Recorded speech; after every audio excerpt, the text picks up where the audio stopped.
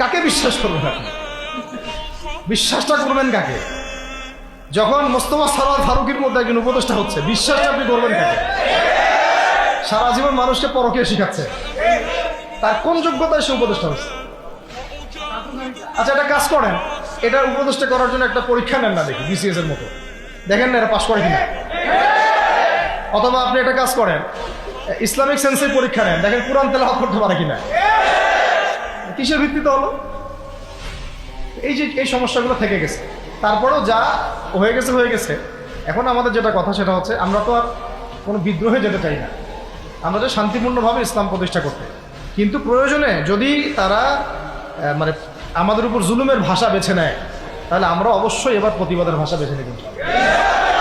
এই জন্য সবার আগে জরুরি হচ্ছে যুবকদেরকে এক কাতারে থাকা, ইসলামপন্থী ভাইদের সাথে থাকা, ইসলামী সংগঠনের সাথে থাকা, এবং নাম XYZ যেটাই হোক না কেন, নাম XYZ হতে পারে, আপোষে ভাই ভাই হয়ে থাকা। এটাতে যদি ভাই আমরা এবার ভুল করি, আল্লাহর কসম করে বলতেছি, আল্লাহ না করুক, এরপরে যদি মায়ের আসে, না আপনি বাঁচবেন না, আমি বাঁচবেন, কেউই না।